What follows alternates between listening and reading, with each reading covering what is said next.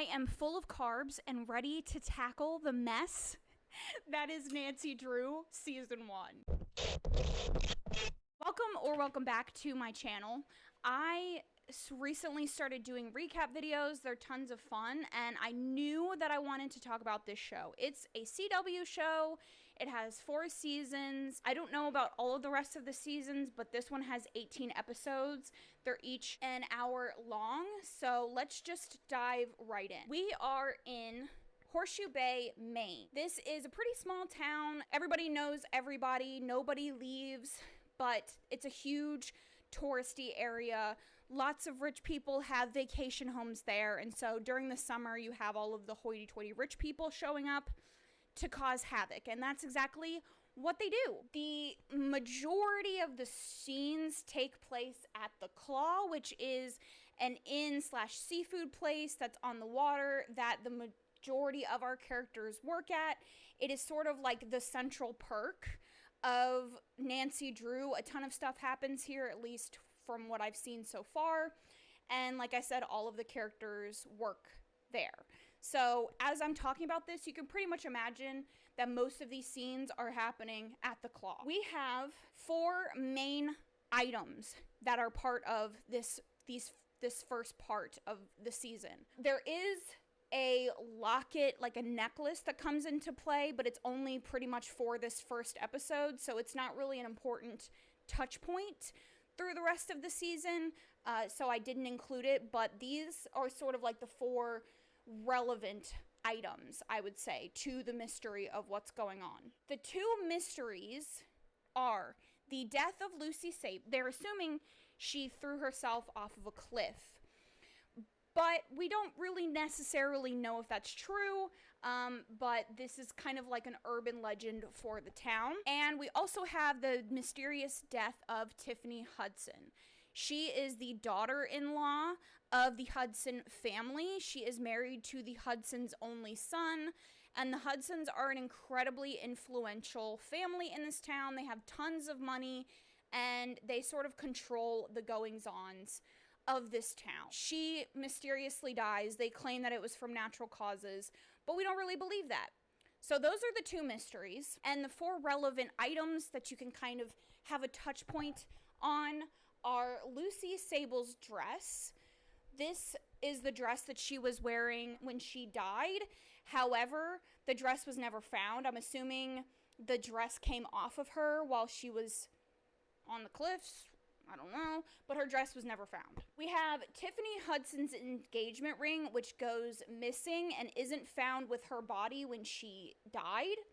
We have some ancient coins, antique coins that belong to the Hudsons. And then we have a safety deposit box that we'll get into that continues to be relevant. First up, we have the titular character Nancy Drew, 19 or 20 at the beginning of the series, and she has always loved mystery. She's always been involved in solving crimes and all of that kind of stuff. When she was a child, she witnessed her parents unburying this weird trunk in their backyard, and then they told her that it was all a dream, but she didn't really believe them. When she was 12, she solved the kidnapping in her town, and since then she's kind of been obsessed with mysteries. A year before the start of the series, her mother gets diagnosed with cancer and unfortunately passes. Year leading up to the beginning of the series, Nancy is feeling very lost. She doesn't know what to do. She's still grieving. And Nancy is very secretive and very guarded. She doesn't feel like she can let anybody in, and that is a reoccurring issue with the mysteries and like all of her friend groups and stuff. And that's kind of like her main qualities, I would say. We then have George. Now, George is the manager of the Claw, where these 4 work, and she is working to support her family. Her mother is an alcoholic, and so she works to support her 2 younger sisters. She is also very standoffish, very sarcastic, and very guarded. We have Bess, who also works at the Claw. She is from the Marvin family, and they are another influential family in this town, and she is from, she's kind of a rich, ditzy socialite, and she's there to visit her aunt in the Marvin family for the summer. We have Ace, who works at the Claw as well, and he's sort of like the golden retriever character. He's probably my favorite character in the entire show. I love him so much, at least so far. He's very, very sweet, very kind, and really, really seems to care about everybody around him. But he's also got some secrets that we don't really know a ton about. Our last main character is Nick. Now, Nick works at the car repair shop right across the street from the Crab, and him and Nancy start the series in a relationship, and he's very enamored with Nancy. He seems to be very helpful and caring, but again, he also has some secrets we're trying to figure out. Ryan Hudson, the son of the Hudson family and married to Tiffany. He's very secretive. He was a party boy when he was in school, and not many people in the town like him. He just seems kind of like frivolous, and he doesn't really care about other people, the town, or anything besides money. Sheriff McGinnis, I think he's either police chief or sheriff. I'm going to call him sheriff. He's the sheriff of the police department. We have Laura Tandy, who's the sister of Tiffany Hudson. We have Carson Drew, who is Nancy Drew's father. He's a lawyer, and he worked for the Hudsons for a long time. And then we also have Karen, who is a cop, and she has a romantic relationship with Carson. Those are our characters. So let's just dive right into the plot.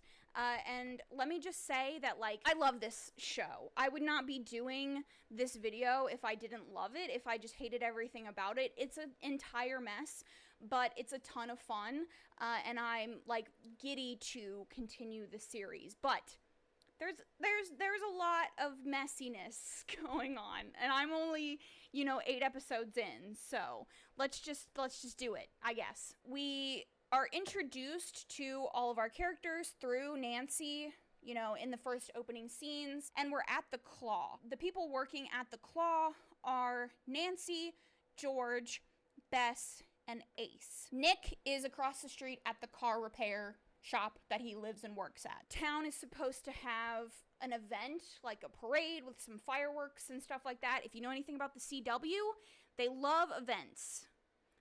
Everything is centered around an event, and this show is no different. So there's an event happening that night, and there's going to be fireworks and stuff, and so Nancy takes the opportunity to set up her cell phone so she can record a video of the fireworks, and she makes an offhanded comment that she's going to watch the fireworks later with her family. They shut down for the evening. They shut down early because of the parade, and Ryan and 3 other men sort of demand a seat, demand a table after the restaurant has already shut down. And he also requests that they take a plate of food to his wife, Tiffany, who is outside on the phone by their cars. Nancy prepares the food. Well, I don't know who honestly prepares the food. In some of the scenes, there's this roped off area where they sometimes occasionally have chefs that just walk past. It's never really addressed. None of the chefs are ever talked to. They just walk past. It's a very weird set, but anyways, she gets Tiffany's food. She takes it out to Tiffany. Tiffany is on the phone, and she asks for wine in a very snippy and snarky way. She's talking shit about Horseshoe Bay, all that kind of stuff. So we don't get the best first impression of Tiffany. She seems very, snobby and, rich people shit. So Nancy goes back in to get the wine, and the power cuts out. When she takes the wine back out to Tiffany, Tiffany is gone. Her plate is shattered on the ground. Nancy walks around the car. Tiffany is dead on the ground. Police show up, and they're asking everybody their alibis. Nick says that he was at the repair shop. Nancy was like, I'm the one that found him. Ace says that he was bringing food to the Hudson, to Ryan and the other guys, because Nancy was... George says she was in the bathroom. It's a single stall bathroom. Nobody can back that up. and then Bess was pouring wine in the back. They get taken to the police station, and Sheriff McGinnis reveals that one of them has a criminal past, and it is Nick. Nick has a felony on his record. At the moment, we don't really do anything with it, but we'll get back to it. They all go home except for Nancy, who goes into McGinnis's office, and he plays for her the 911 call. She has a flashback to Tiffany's body, and she remembers that Tiffany's ring is missing. So they don't know if it's like a robbery gone wrong, if it was like revenge. They don't really know what's going on. As she's leaving the police department, her father shows up. They have a fight about him being absent from her life, and she storms off. Back at the house, she remembers that she actually recorded the fire. When she was trying to record the fireworks, she actually recorded Tiffany's death. And in the video, there is like a mist that rolls in. She gets this like really scared look on her face, and then she falls to the ground, and there's this weird like outlined shadow in the background. The next day, Nancy shows the video to George, Bess, and Ace. And Ace and Bess are pretty much like, yeah, it's obviously Lucy Sable. Like, there's no other option. Sure. Nancy is not really convinced. In the first couple of episodes, they work really hard to convince you that she does not believe in the supernatural.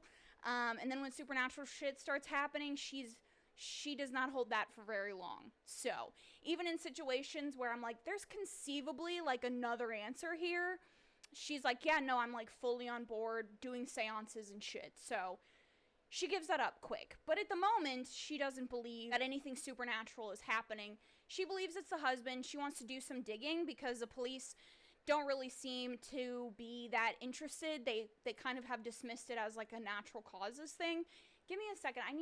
I'm hot. I had to turn all of my fans off so it's not terribly loud, but it's incredibly hot here today. So I might have to cut my fans on and hope that the audio for y'all isn't terrible. I already have one fan going. I have another one that I can cut on. We'll see. We'll see what happens. I'm trying to like knock this out in one go until I have to go to part 2, but we'll see. So Nancy is not convinced that it's Lucy Sable. So she's like, well, it's probably the husband. Like, that seems like it's fairly obvious. That seems to be the answer to most of the cases like this where the wife dies. So she just decides to commit like a simple B&D in this mega mansion of this guy's house. So she puts on her little black beanie, which certainly hides her identity, and walks her little 18-year-old butt into his house. While she's there, she discovers the bedside table of Tiffany has like a false bottom to it, and it has a locket in it that says, "For your protection, HG." So she takes the locket, and in her infinite wisdom, she sets off the alarm system.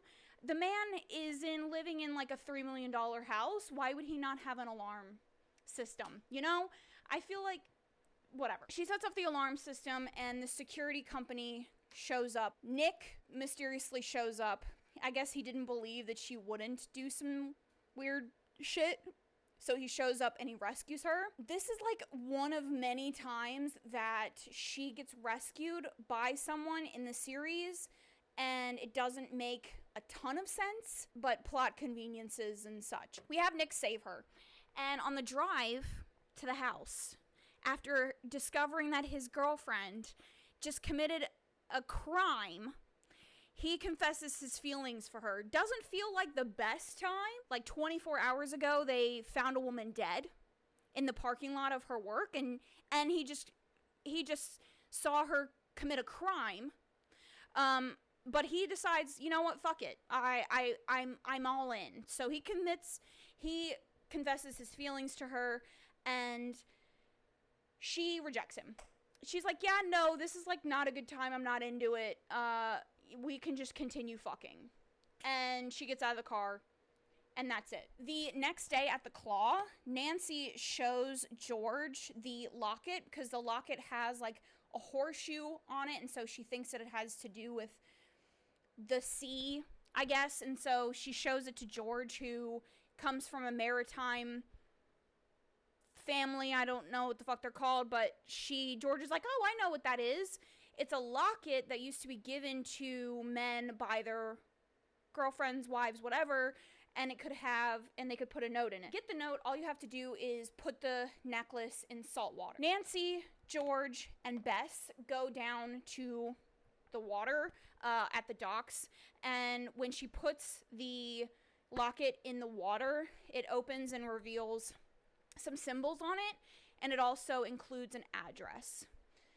The address takes them to the business of a medium named Harriet, HG, like the initials on the note, and Harriet performs a seance with them. And Nancy at first is like, yeah, this doesn't, like, I'm not, with it. This is not, like, my thing, but we're going to do it because I want her to answer some questions.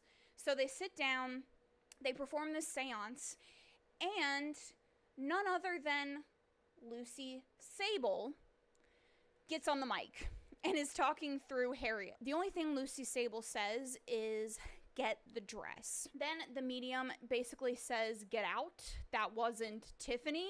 That was something else. And she gets them out before they can question anything. Back at the Drew house, Karen shows up with Nancy's black beanie that she lost in the hedges at Ryan Hudson's house during the breaking and entering. She gives it back and is like, hey, this was found at Ryan Hudson's house. And then they start full on making out in the living room of the house. And Nancy walks in and she's like, what the fuck is this? She yells at Karen, because Karen was her mom's friend, and she yells at her dad like, you haven't been around since mom died. You've been completely absent, and this is what you've been doing. You've been lying about this the whole time. And so she storms out. She goes to Nick's house / the repair, like his room in the repair shop, and says, like, she has feelings for him and stuff, and so they hook up. And the next morning when she comes back to the house, her dad is like, were you with Nick? Because he sees that Nick dropped her off, and he was like, were you with Nick? Were you with Ned Nickerson, which is just an outrageous name? And she's like, that's none of your business. And he says, stay away from him. He's bad news. She's like, you were his lawyer, weren't you? Because she connected that he had the felony, remember, that McGinnis said. And her father's like, well, even if I wasn't, like, I can't say anything or something like that. And so she's like, well, that's a yeah. So he leaves for work, and she breaks into his office where he keeps all of his client files, and she finds Nick's file, and she finds out that he was in prison for manslaughter, and there was only one witness, and that witness was Tiffany Hudson. So that means that he has a motive. She put him in prison. So then at the end of each episode, they do like music, like up-tempo, upbeat music, and as they're like revealing stuff about the various characters. And so we start off with Bess. Now, in the beginning of the series, we were told Bess is rich. She lives with the Marvins, with her aunt, who's rich, and she has like this nice house. That's not really true. We find out that she lives in a camper on the side of the road, which I feel like you're going to get fined out the butt for that, but she lives in a camper on the side of the road, and she has Tiffany Hudson's wedding ring. Now, what is she doing with that wedding ring? Don't know, but that also seems very suspicious. George having an affair with Ryan Hudson. She shows up to his house, and when he says, like, you can't be here, this looks bad, like, my wife literally just died, she said, your wife's not alive, your wife's not here anymore, and I'm not in high school. Felon. Creep.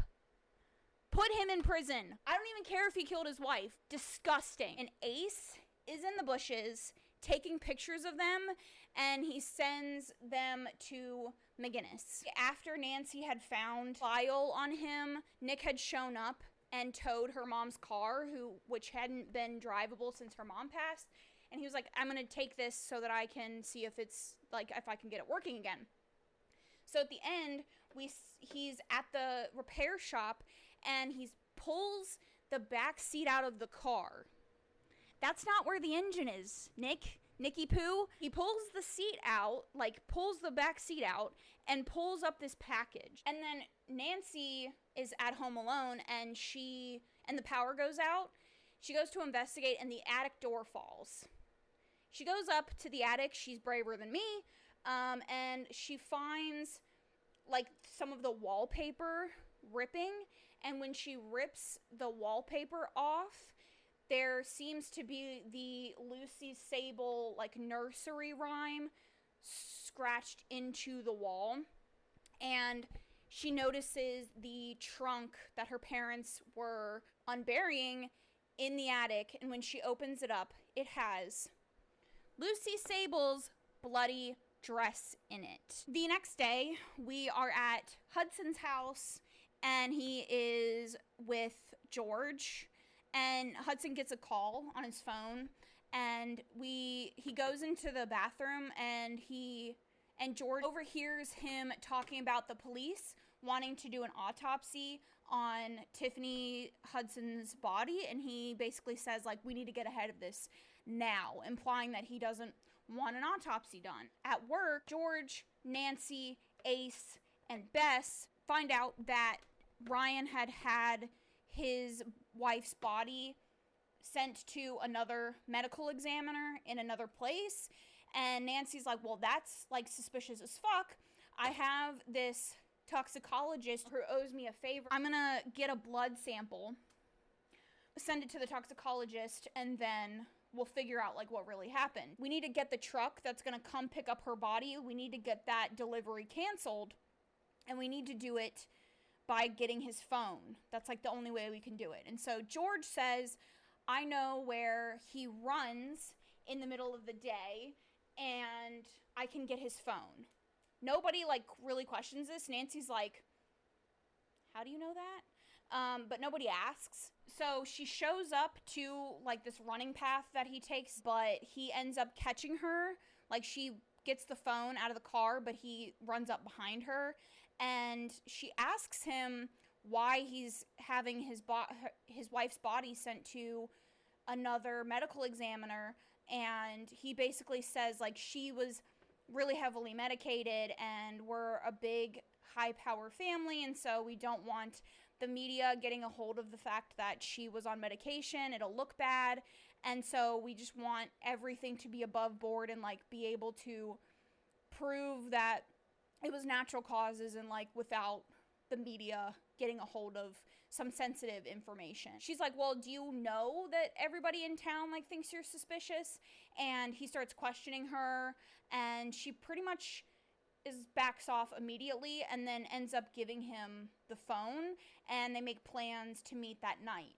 And Nancy sees them through the trees with her little binoculars. Hudson goes into town where Carson is shopping or something, and he tries to hire Carson because he knows that like Carson used to be basically on his family's payroll, and Carson says no, like I promised my wife that I wouldn't work for you anymore, which we obviously know he's not gonna keep that promise, and like I don't trust you, I don't like you, and if you want everybody else to like you and not think that you're just some rich, greedy frat bro, then you need to like do some work in town so that people will start liking you. Back at the Claw, Nancy confronts George about what she saw, and George basically deflects and says, well, you and your friends bullied me and called me a slut and all of that in high school because there were rumors that she was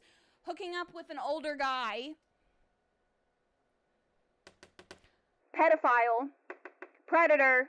Creep. That kind of gets them off the conversation, and George storms off, and Nancy, Ace, and Bess make the plan to distract the morgue van in another way since they couldn't cancel it. So then we have another event.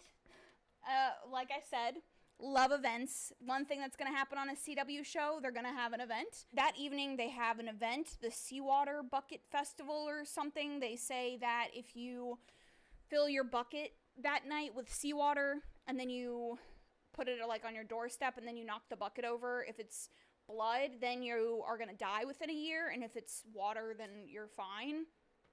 So Nancy goes to the festival with Nick, and Bess goes with Ace, and Hudson I'm gonna say Ryan or Hudson, but Ryan shows up, and he's trying to like get in good with the townies, as he calls them. And so people are like lining up to give him condolences and stuff. While everybody is distracted, Nancy breaks into the morgue car, steals their ID, like their key card. So then at the morgue that night, Nancy has the key card, and Bess and Ace pull off on the street going to the police department and ruin Ace's car to make it seem like they need help. They flag down the morgue van, and then this is when they meet Lisbeth. She's a cutie. She'll come in later. And they get Lisbeth to help them fix their car while Nancy is breaking into the morgue.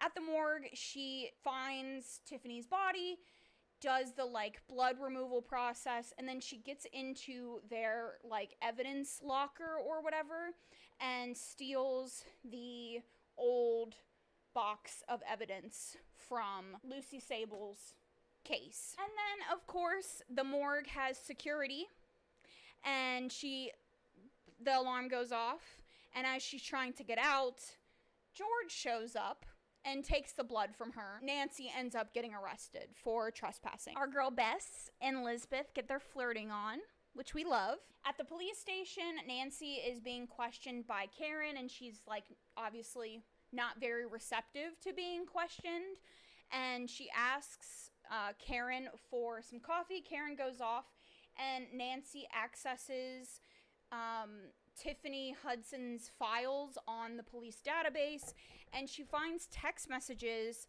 from Tiffany to an unknown number saying the package is in the car. Remember? Back at home, Nancy's dad tells Nancy that Tiffany testified anonymously, so there was no way that Nick would have known Tiffany's identity. So at the moment, less suspicious, but we're keeping our eye on him. He asks her father about the dress, like why it was covered in blood, why they didn't turn it into the police, if it was Lucy Sable's dress, and he says that it was just a prank that him and her mother committed.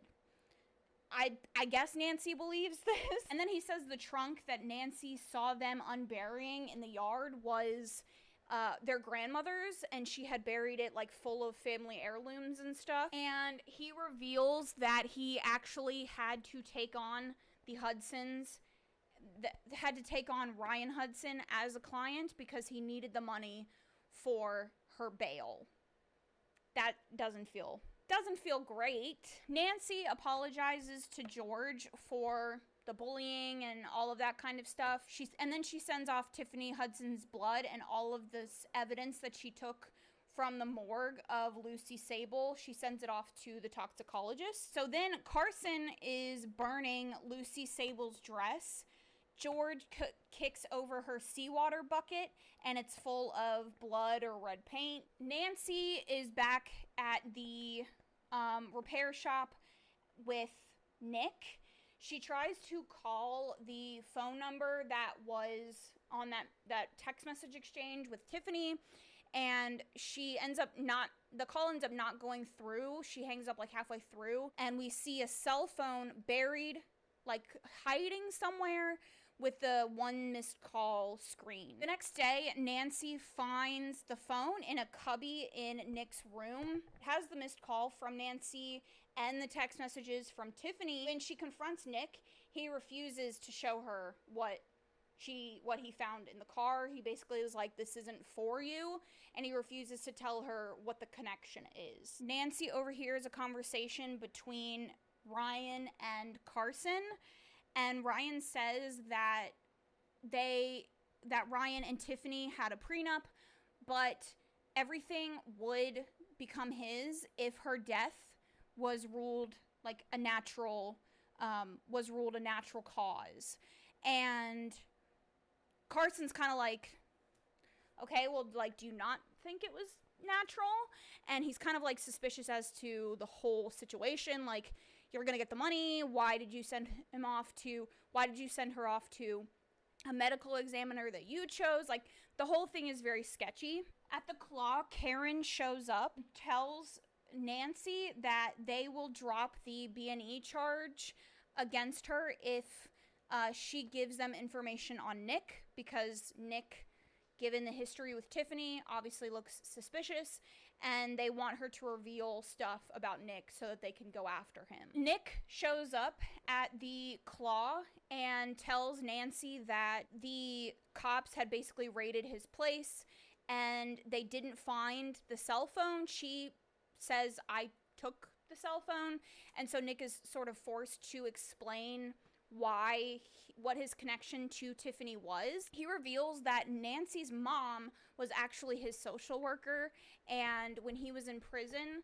Nancy's mom encouraged him to meet with Tiffany, and at first he refused to have any contact with her. They would pretty much just sit in the room and not talk, and Tiffany would cry.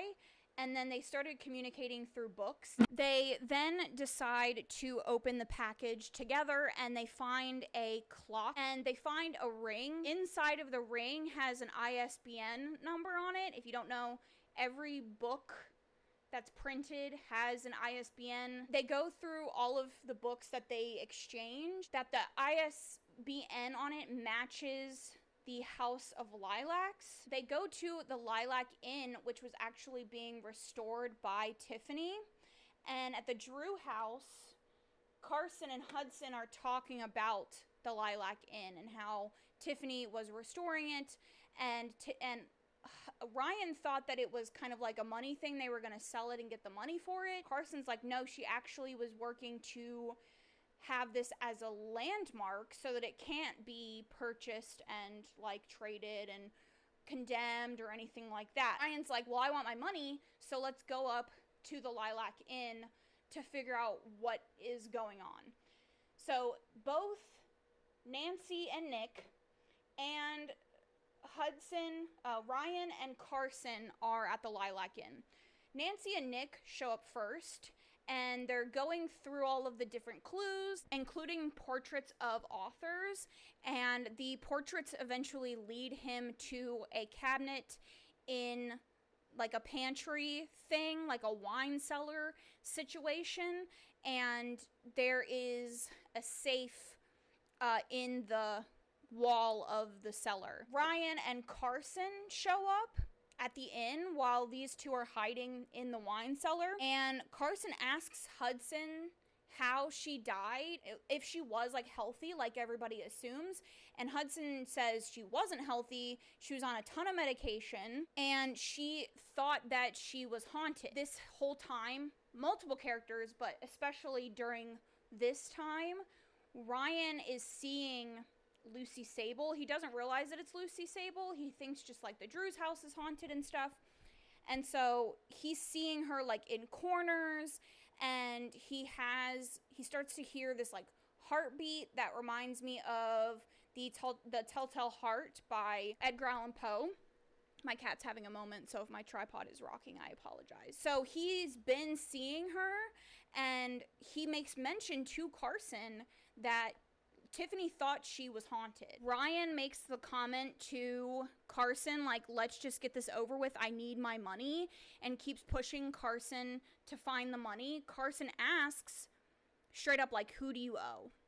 And Ryan makes the comment, let's just leave those bodies buried. Behind the wall in the pantry, they do end up finding a safe, and the clock has a false bottom. And they basically have to change the hands of the clock to be the code that'll unlock the false bottom. And when it unlocks, it has a key in the bottom, the key to the safe. The safe opens up, and it has the safety deposit box. Carson and Ryan end up hearing them messing around in the cabinet, but they're gone by the time that They get to the cabinet, the pantry thing, but Carson sees a footprint in the wine that had been spilled in the wine cellar. At the Drew house, Nancy and Nick are talking about the safety deposit box. Karen shows up, and Nancy is able to prove to Karen that Nick and Tiffany were actually friends and that he shouldn't be who they're investigating. Thankfully, Nick doesn't make a big deal about the fact that Nancy could have possibly taken this deal to, like, get information on him. They have, like, a mini spat, but once Nancy defends him, he, like, gets over it, thankfully. The group at this point, so George, Bess, and Ace, still don't really believe Nick's innocence. Nancy says, like, he's innocent, I trust him. They want to see the inside of the safety deposit box, and he tells the story of how the manslaughter charge happened. Basically, he was at a party in high school. A guy that he had had a rivalry with on the football team was getting physical with one of Nick's girlfriends, and he tries to defend her. A fight breaks out between the two of them, and he pushes the guy through a window, and he falls to his death. And that's what happened. I don't quite get how Tiffany was the only one that saw. There's, like, some allusion to how she couldn't have really seen it later on in flashbacks, but it doesn't really make sense how, if they were at a house party, she would have been the only one that saw, but we ignore plot holes, I guess. So then the group is like, okay, well, that's really fucked up and sad, and I'm really sorry. We believe you, and you can just show us the contents of the safety deposit box later. And when they open the safety deposit box, they find like $5 million in bearer bonds. Nancy then gets a call from Ace, and he tells her to show up to Bess's camper. They had a huge nor'easter in that episode that had put a hole through the window of the camper. And when Ace and Bess were driving together, she visibly is freaked out by the fact that the camper has a hole in it, but she won't, like, reveal that. And so Ace kind of figures something is up, and he calls Nancy. Nancy shows up to her camper, and it's, like, completely destroyed. And she kind of asks questions about why she said she was there with her aunt, if that wasn't really true, like what the situation is. Bess makes an excuse about things being rocky with her family, and so Nancy's like, okay, well, you can come stay at my house until you can repair the camper. So Bess is packing up all of the stuff, and the engagement ring falls out, and Nancy's like, okay, I just invited a killer to my house. So she now has her on her suspect list. Being at the inn, Carson comes back home to find Nancy's wine-stained shoes, and he makes the connection with seeing that footprint in the wine cellar at the inn. Okay, hopefully the angle doesn't look crazy different. I had to let my computer or my camera battery charge.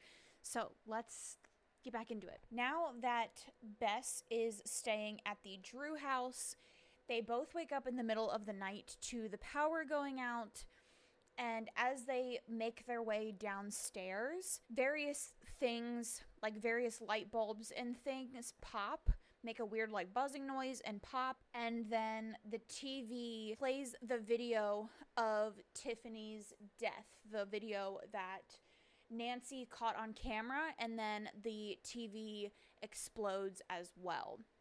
The next morning, the papers print that the autopsy that was done by the Hudson's hired medical examiner says that the cause of death was natural. Nancy decides to do some digging into Bess after having seen that engagement ring, and she asks around for some people in town that she knows, and she finds out that there is no member of the Marvin family named Bess. Tiffany's sister, Laura, shows up in town, and she storms into the police station and says that she knows that her sister was murdered and that she's going to find out the truth. Ace gets a call from McGinnis telling him to tail Laura because they have a past and she's likely to open up to him. The past is really just that they used to hang out like one summer previously and he didn't contact her once she left. Bess hears voices in the freezer and she gets attacked. Nancy and George are like taking care of her because she has these huge scratches down her calves. And when Nancy asks her about the engagement ring, or about the diamond ring, Bess says that she found it in the parking lot and she didn't realize that it was Tiffany's ring, and they think that Tiffany is now might be haunting Bess because of the ring. So it's the day of Tiffany's funeral and Hudson is on his Notes app apology PR crafted redemption arc with the community. So he decides to have Carson read a letter telling everybody at Tiffany's funeral that they're opening a nonprofit in honor of her. When Carson asks Hudson about the natural causes autopsy report situation, Ryan immediately says, "Speaking of, what's going on with my money?" Nancy didn't believe Bess's story about the engagement ring, so she breaks into Bess's locker and she finds a British passport, and the last name on the passport isn't Marvin, it's something else. Bess admits that she's from Britain and she was always told by her mom that they are a Marvin and that her mom ran away to Britain when she was a child, and so she is in Horseshoe Bay to figure out if they're actually her family. They also figure out that they need to put the engagement ring, the wedding ring or the diamond ring, whatever, back on Tiffany's finger and perform like a ritual. This was kind of told to them by George's mom, who is she communes with the dead or something. I don't know. She has some sort of but she basically tells her, put the ring on Tiffany's finger and hold a mirror up to her so that she can see that it's like herself, and the ghost will go back in her own body or will leave her body or something like that. So they all show up to the funeral. George gets enlisted to put the ring on Tiffany's finger, and when she's in there looking like going to put the ring on the finger, she gets interrupted by Ryan and his father makes some just disgusting remarks about Tiffany. They leave and George puts the ring on her finger without doing the mirror situation and then gets out of there. Graveside, Laura plays Tiffany's 911 call for everybody and basically says, "I know y'all are lying, the police are in your pockets, and I'm gonna figure out the truth." Ace gets in trouble by McGinnis for giving Laura the 911 call, and McGinnis threatens Ace and basically says, "We'll take away your immunity if you fuck up again," and this is kind of like the first hint of the situation with Ace that we get. George goes to Tiffany's gravesite and apologizes to her basically for sleeping with her husband, even though we can argue while she's apologizing, this mist comes out of Tiffany's grave and goes into George's purse. The Hudson family and Carson are giving a speech to the press, and this is where Carson reveals that they're opening the nonprofit, and one of the reporters asks Carson if the autopsy is real and if it was a natural death, and he says that it's not. He stands up for his integrity, that he doesn't believe that it is accurate. Prior to the funeral, Nancy had told him that the autopsy couldn't be accurate because it doesn't mention the hole that she would have put in the neck to get the blood out from the syringe when she had gotten the blood from the morgue. And so it's clearly false, and Carson pushes back but also doesn't want to talk about it, and so Nancy's questioning him about this and saying that he has no integrity basically, and so during this, he uses that as his opportunity to push back and not be the Hudson's little bitch. And the Hudsons are like, we're gonna fire you in front of the press. They like crowd around him and threaten him, and he's basically like, fire me, I don't care. Later that night, Nancy decides to re-watch the footage of Tiffany, like the night that she died, that she caught on her cell phone, and she sees Tiffany drop the ring. This absolves Bess of any suspicion. While she's watching the video, Lucy Sable pops up and on the computer screen, and it completely shatters the computer. And Nancy realizes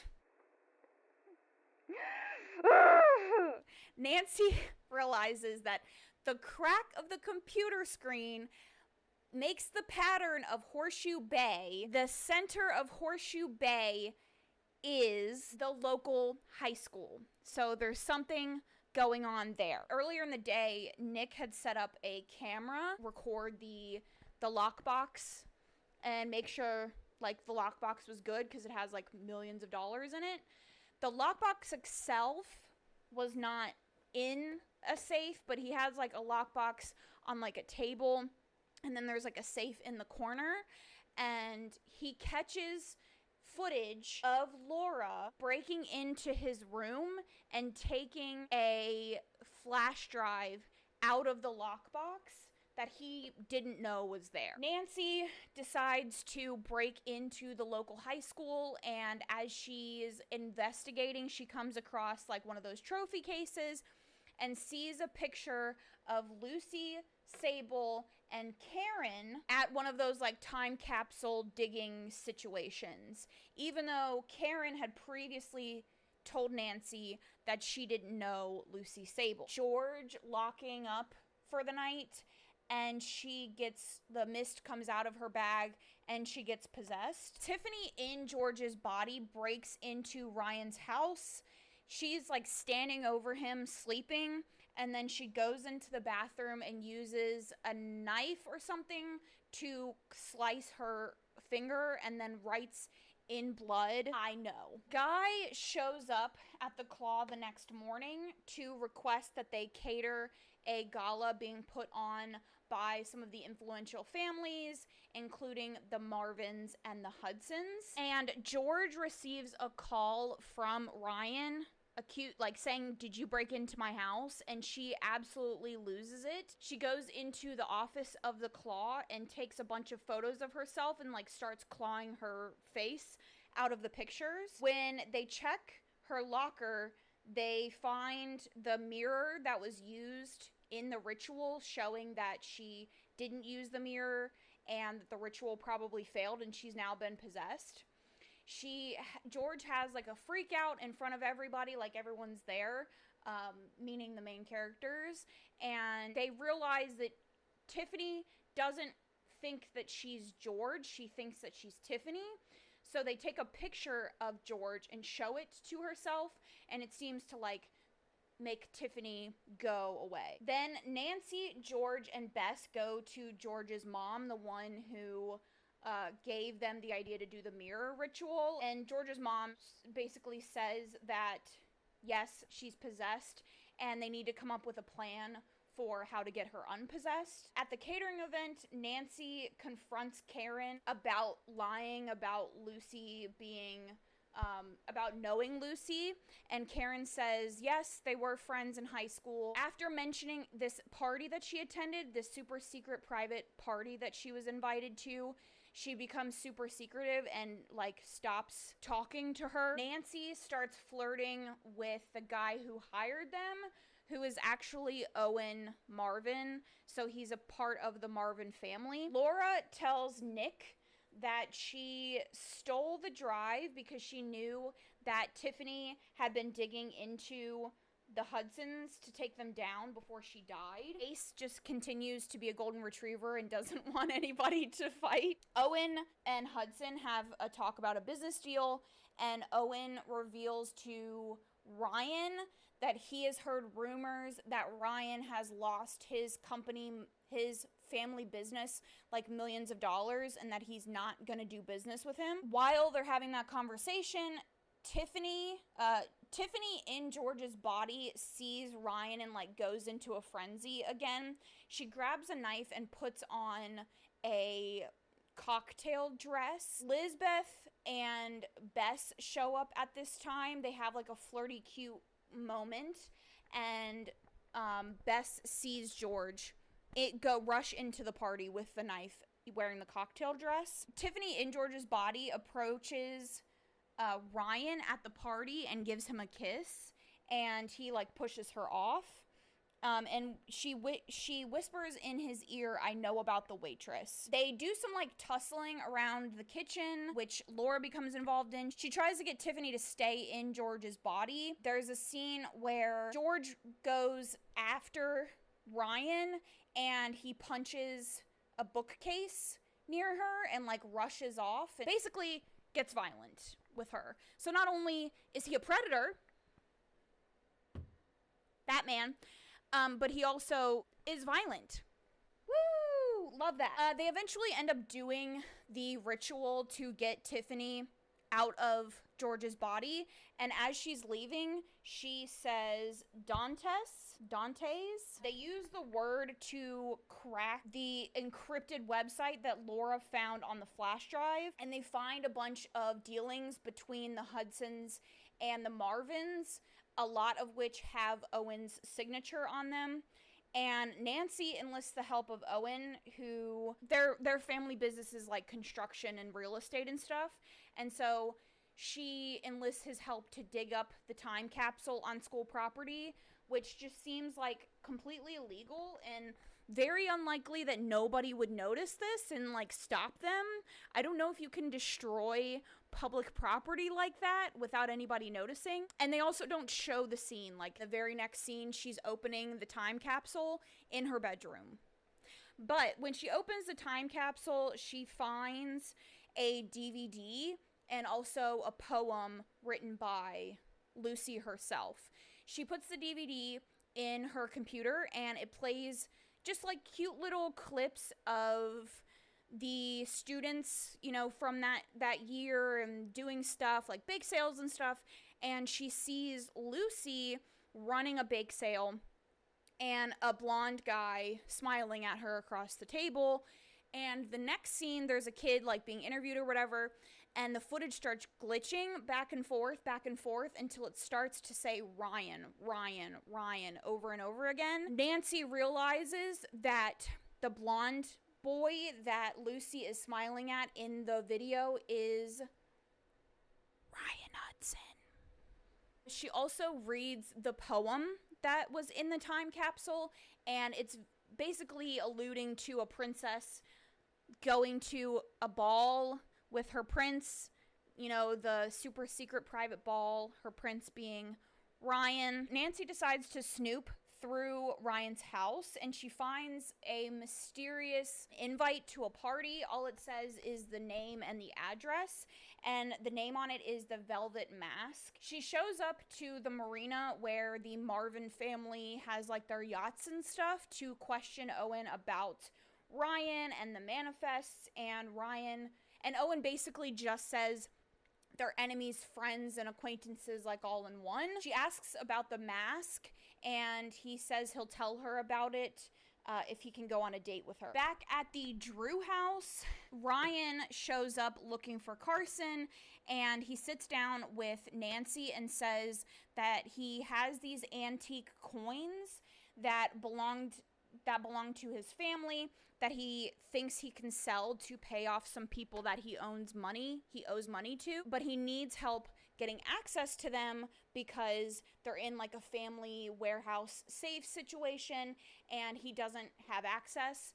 And he was gonna try to get Carson to do it so that he could sell the coins at the Velvet Mask that night, but Nancy basically says like, I'll do it for you, but you have to take me as a guest to the Velvet Mask. She asks Ryan if he remembers a Velvet Mask party, 20 years ago.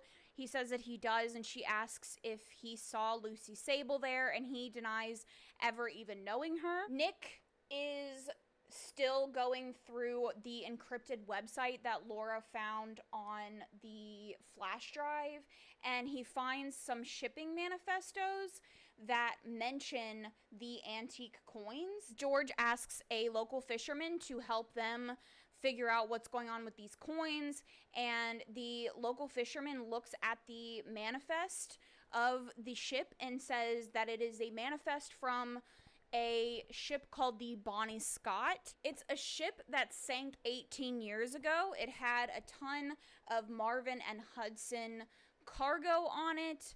They were in partnership, and the ship actually sank and the cargo went missing, and a bunch, like the whole crew and everything, like everyone died. We then skip Nancy doing the thing where she gets the coins. She just like closes the warehouse door and like has the coins in a bag, and it's crazy to me because she's again 19, and we're talking about a warehouse that houses like family heirlooms and stuff for like an incredibly rich family that presumably has like cargo from a ship that they possibly sunk that proves their crimes. Like, it's crazy to me how little security they had on this warehouse, but somehow she just gets it. And Nick and George find out that there basically was an insurance fraud situation with the ship. The Hudsons like stole their own cargo and then claimed it on the insurance, essentially murdering a bunch of people and committing insurance fraud. We see a date between Lisbeth and Bess at the Claw, which is very cute. After she sees him getting attacked by Lucy, she like starts asking questions. Ryan claims that they had a summer fling and then she went off the deep end and then someone murdered her. Nancy and Ryan go to the Velvet Mask party. George, Ace, and Bess also show up by securing an invite through Laura to the Velvet Mask. Nancy finds the masks mentioned in Lucy's poem. Owen shows up and says his uncle used to wear the Kraken mask, and in the poem, Lucy says that she saw the Kraken kiss the something instead of her king, alluding to someone cheating on their husband with the guy wearing the Kraken mask, so Sebastian. Nancy mentions the coins to Owen, and he says that they're proof that the Hudsons sank the ship on purpose and basically screwed the Marvin family over. The Bonnie Scott was a business venture between the two families, and when the Bonnie Scott sank, his uncle, Sebastian, was on the ship. Doing some more sleuthing around this party, Nancy finds the cabinet that is also mentioned in the poem as being the place where Lucy saw the Kraken being kissed, and Nancy realizes that she must have seen Mrs. Hudson, Ryan's mom, kissing Sebastian Marvin, and that's why Sebastian was killed, because of them having an affair. She gets discovered by Miss Hudson in the present, and Miss Hudson basically threatens her and implies that her father knew about the affair and knew about the ship. During the auction, Lisbeth and Bess are holding hands and kissing. The plan to get the coins is once they go up for auction, Ace will cut the lights, and then Bess will try to steal them. George and Bess end up getting kicked out, but they don't know that like Nancy is involved. In a separate room of the party, Ryan sees Lucy's ghost. He starts like crying, and him and Lucy's ghost kiss, and Nancy sees it and basically confronts him about it and asks him for the truth. Like, this is clearly not a fling. He says that he had a relationship with Lucy, and then he was shipped off to boarding school. She was killed, and when he came back, his father basically said to never mention her again. Told him they handled it, and when he asked when Nancy asks him what handling it means, he says handling it means Carson Drew. Nancy finally gets a call from the toxicologist that was doing the blood and the Lucy's clothes and all that kind of stuff. And he tells her that on the crown, that it's going to take a while for the blood to come back, but on the crown, there were 2 different DNA types found, both women, presumably one of them being Lucy's and the other one, they don't know, but it's not a male, it's a female. At the diner, Nancy returns the coins to Nick, saying that she switched them before they could be sold. Elizabeth and Bess have a second date, so cute. And then Owen shows up to say he bought the coins, only to discover that it was like nickels and pennies in his bag. He asks Nancy on a date again, and we see the coins float up out of the air. So, suffice to say that Nancy and Nick are on the rocks. George and Nick have some like flirty vibes. She's trying to like comfort him because he saw Owen and Nancy having this moment after the mask party, and he's kind of been getting like weird vibes from them. We also find out that Hudson's mom was in Argentina when Lucy was murdered, and George's mom says that the coins are attracting evil spirits. We have like a whole episode where someone who is a ghost comes and they tell George that she's gonna die because she spilled the blood from the bucket, and they do like a whole salt circle and she asks her a bunch of questions. It's not super relevant. Ace uses the Google and discovers the coins can be used on a full moon to contact the dead. Ace accesses the Sea Queen ceremony video from the night that Lucy died, of her being crowned the Sea Queen. And in the video, a woman named Candace Weaver whispers something in Lucy's ear, and Lucy's face just like drops and looks so scared. So they go to investigate, like they go to Candace's house, and Candace basically complains that the whole Lucy dying thing overshadowed all of the work that she was doing during that time, and she basically had to beg media outlets to talk about the good work that she was doing for the community. And so they kind of realize that there might be more reports and more photos from that night that they haven't seen before.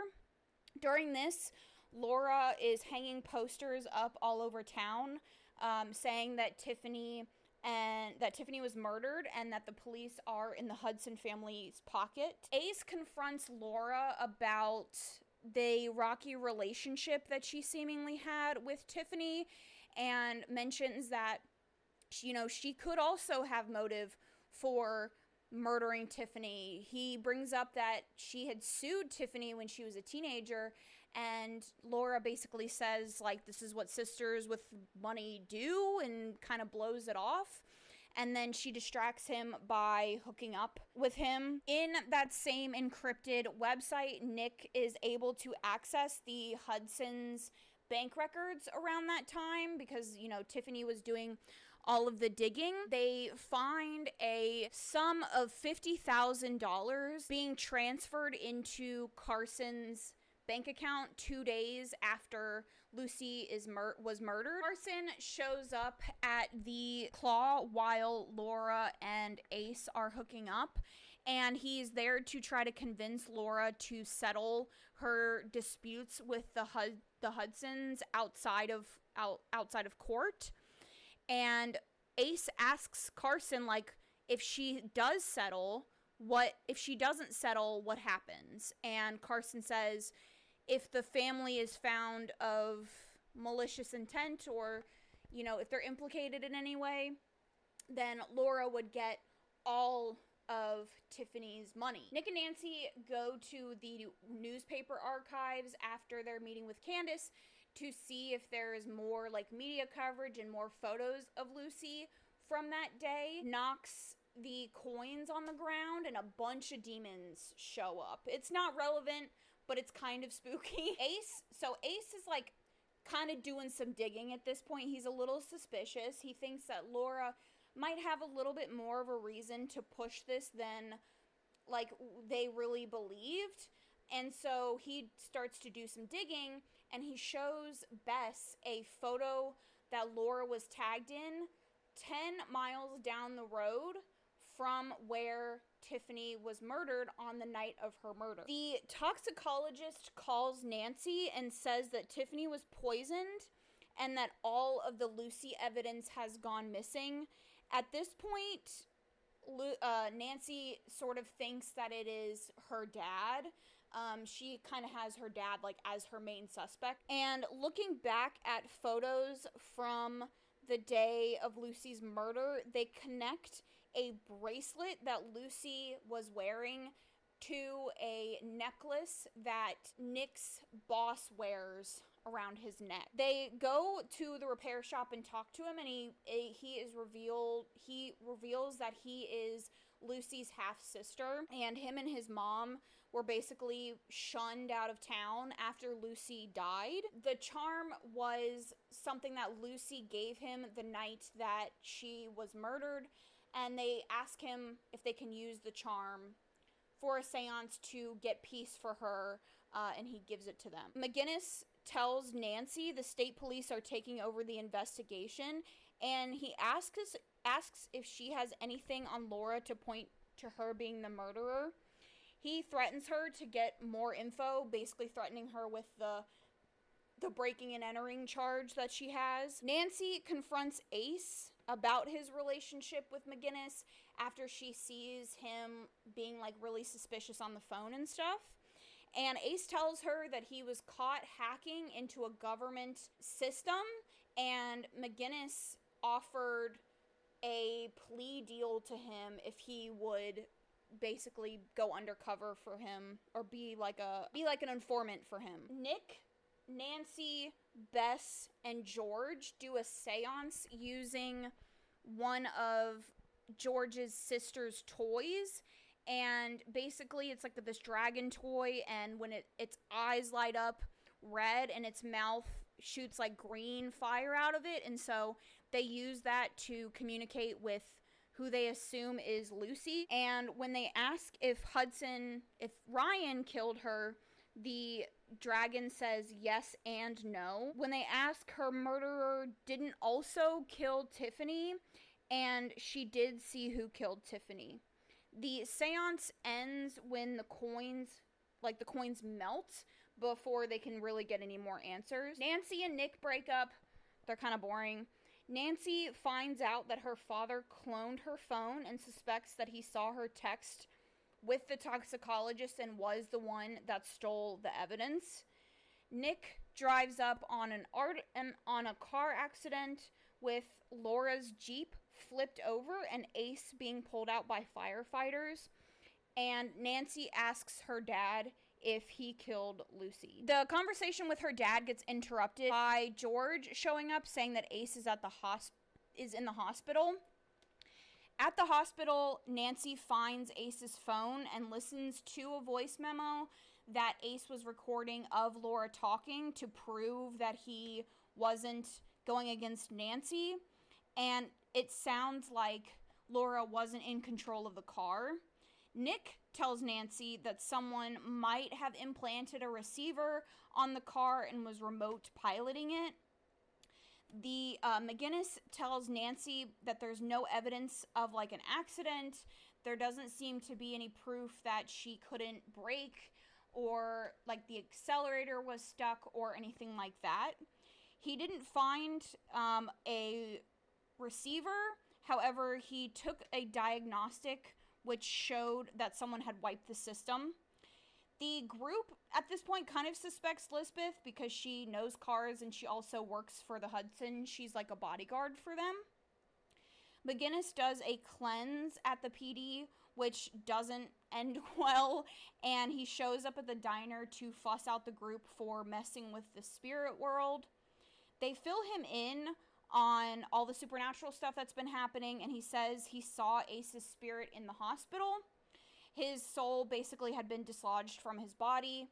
There is an absolutely insane Old Navy ad in the middle of this episode, including her Bess scrolling through the Old Navy website and then getting a box delivery of Old Navy and talking about how she needs to put on her sleuthing jeans before she talks to Elizabeth. It's crazy. During the seance with McGinnis, Nancy, Carson, and George, George goes into the spirit world to find Ace and get him to return to his body, but all of the resentment that has been built up between the Drews is interfering with her ability to see Ace, and so they sort of have to have a heart-to-heart conversation to allow George to do what she needs to do. Carson admits to Nancy that he found Lucy's body after she had already jumped, and he didn't really know anything else.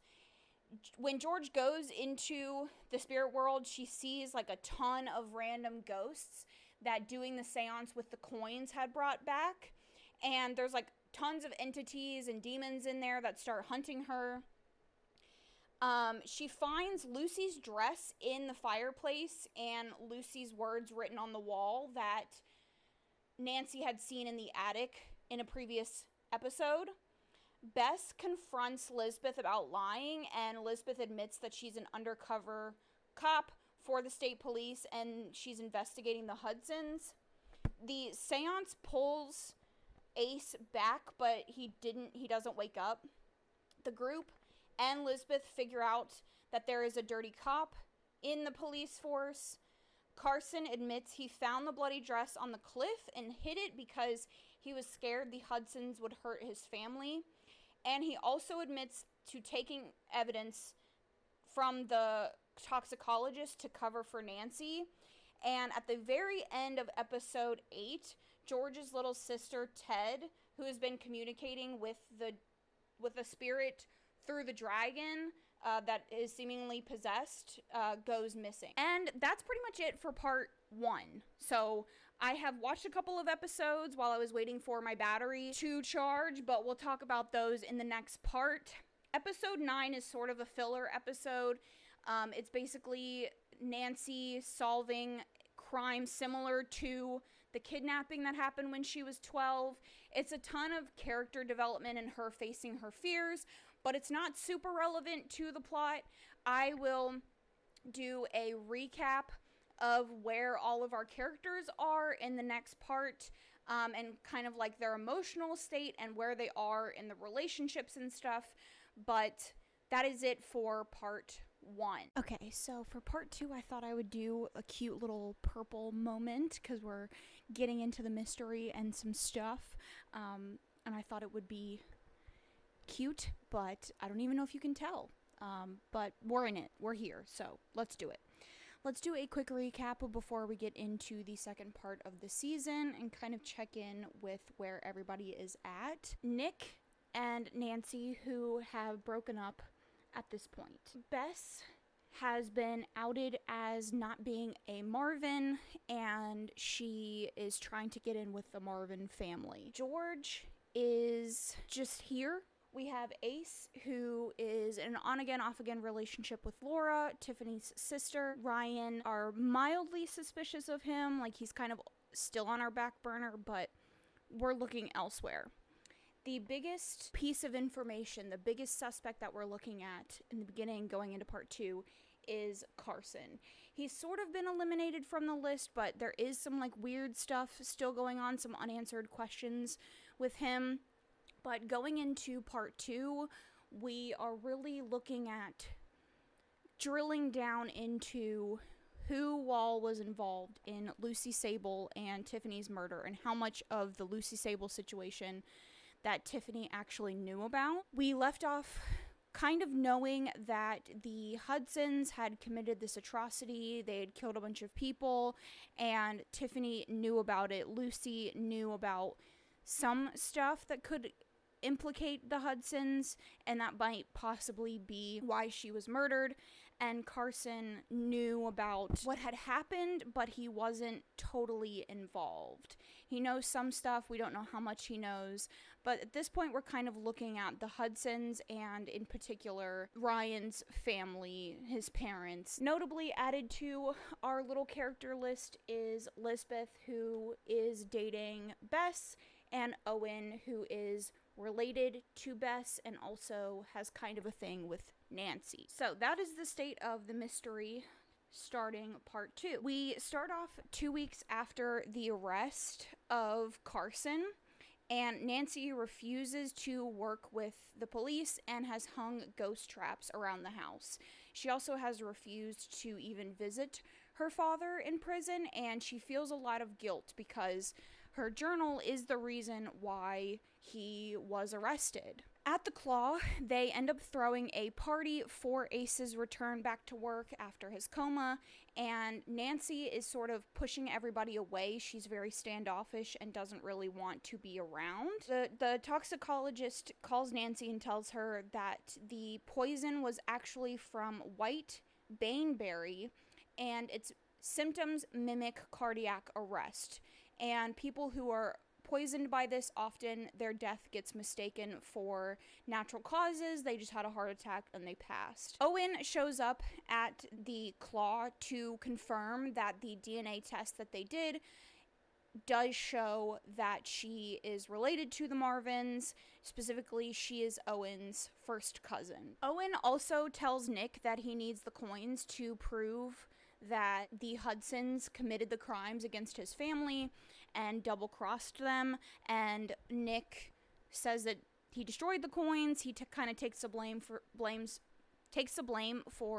the coins melting, and they decide to work together, put their differences aside, their jealousies aside about Nancy, and work together. Nancy searches for other deaths that have the same cause that were caused by the berries, and she actually finds a picture of Ace's dad, who is a retired police department captain or something like that.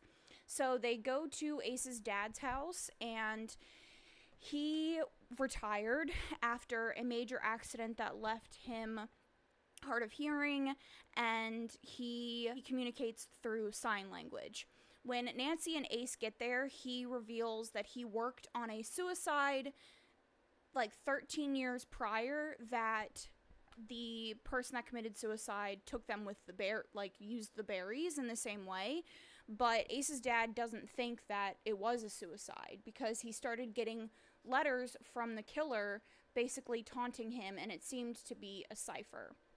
Nancy and Ace kind of work with Ace's dad to figure out what the cipher is, and they realize it's not really a cipher, it's actually just pictures overlapping, and when you put them over each other, it reveals a message from the killer. Nancy thinks that the reason that Tom, who is Ace's dad, got the letters is because he was in the press for having solved all of these mysteries, and so she puts a video out to the killer basically taunting them and says, "I'm your next victim, come after me," and she hopes that the killer will kind of reveal themselves. Back at the Claw, Ryan shows up to check on George after he heard about her sister being kidnapped.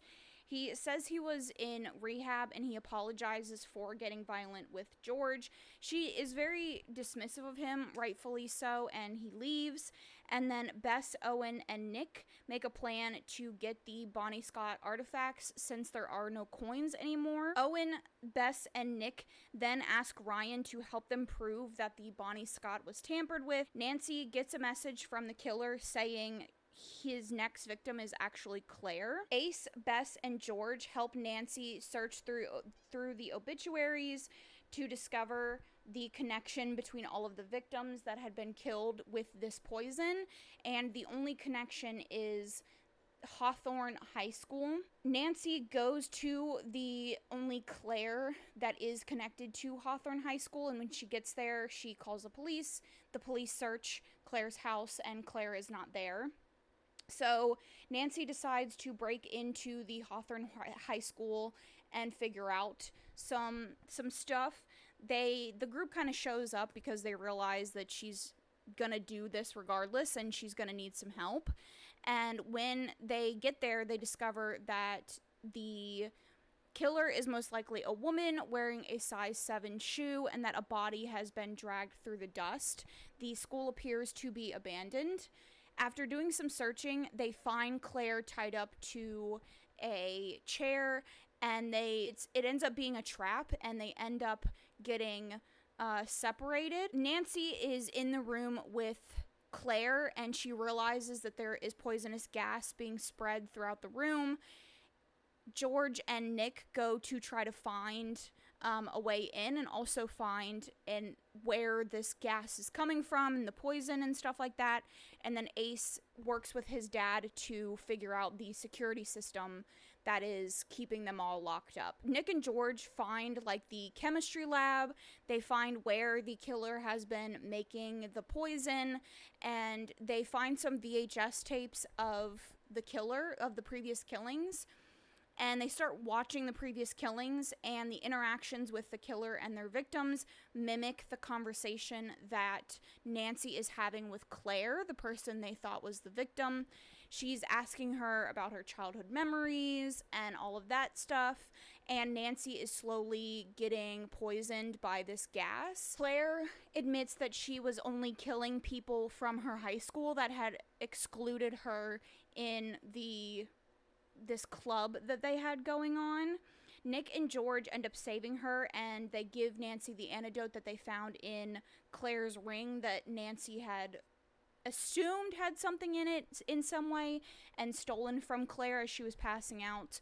And they give the antidote to her from the ring. They end up having a heart-to-heart where her friends are like, it doesn't matter what we go through together, we're friends and we're gonna stick by you.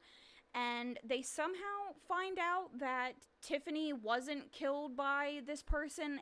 I might have just like overlooked it or missed where she says that she wasn't killing Tiffany. I guess Tiffany didn't go to Hawthorne High School, but I'm not really sure. They somehow know that Tiffany wasn't killed by this person. So someone either had a connection to Claire and was able to get this poison, or something else is going on. In that same episode, we see Ryan trying to warn Owen and Bess off of the Bonnie Scott situation, and he implies that Laura was hurt by the Hudsons, like the crash that happened to Ace and Laura. He implies that was caused by the Hudsons, which we kind of guessed. And we also saw him unpack an antique urn. We're assuming it's also from the Bonnie Scott. At the beginning of episode 11, Nancy has a dream about Owen. At this point, they're not like together. She's pretty much pushed off all of his advances, but there is kind of this will they, won't they love triangle situation going on between her, Owen, and Nick. Her feelings about Nick are still very unresolved, and so the dream devolves from her kissing Owen to kissing Nick, and then it ends up turning into a nightmare of something hidden under her stairs. And when she wakes up, she investigates under her stairs, and she finds all of her mom's files from when she was a counselor, and she finds the file of Lucy Sable, but the file is empty. She visits Carson in prison, and this scene, it kind of rubbed me the wrong way, and I don't know if it was because of Nancy just treats the people that love her, and even like her own father.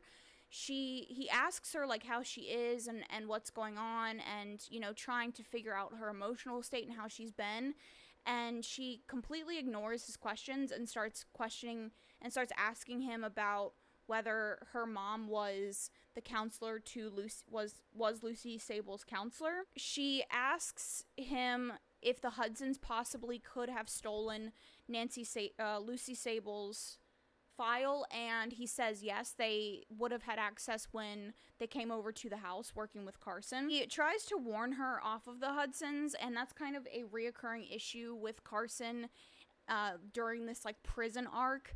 Is Nancy is trying really, really hard to get him out and prove his innocence, and he doesn't do anything. He just sits back and lets her figure everything out, and he's trying to convince her that she should just let him go down for the murders because his fingerprints was found on the knife, the murder weapon of Lucy Sable, but they all know, and he knows, obviously, that he didn't kill her, but he refuses to fight against the Hudsons. The owner of the Claw shows up and tells George that the Claw isn't really doing well, and she's gonna sell it. She's going to sell it to whatever bidder puts in for whatever price, and George tries to convince her to let her save the Claw, figure out a way to bring some income in. The Claw has been doing better since the whole Carson situation happened because people know that Nancy works there, and so things have started to pick up, but they still aren't making a ton of money. Nancy meets with Everett Hudson, who is Ryan's father, to make a deal. In exchange for Nancy digging into what Owen knows about the Bonnie Scott, he will get Carson out of prison. On the way out of Everett Hudson's house, she sees Lucy Sable going up the stairs, and when she follows her, she finds a painting of the Hudson family, so Mr. Hudson, Miss Hudson, and Ryan, dripping blood, and she feels the bottom of it, and it comes away with blood. And when she turns away, Lucy Sable pops up in the painting. George asks Ryan to help the Claw, and he says no. Nancy and Bess show up at Owen's barber to ambush him after kind of stalking him because he's been dodging her calls, and he reveals that he actually found a survivor of the Bonnie Scott. They go to the sole survivor's apartment, and he reveals that he was a refugee that's stowed away on the Bonnie Scott, and when the night that the ship sunk, he was out on deck looking at the stars, and he heard a bomb explode. He was able to take a life raft and get away, but he was the only person that survived, obviously.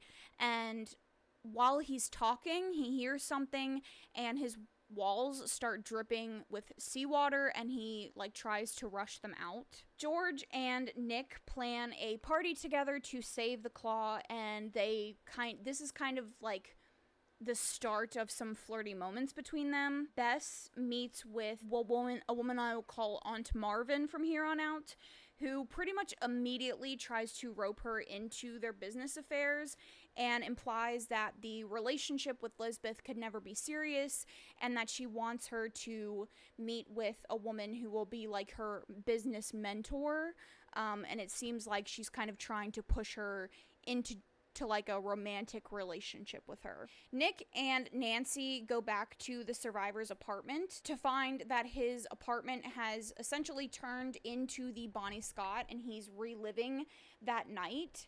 And he says that it's been happening for 3 weeks, and it happens every night.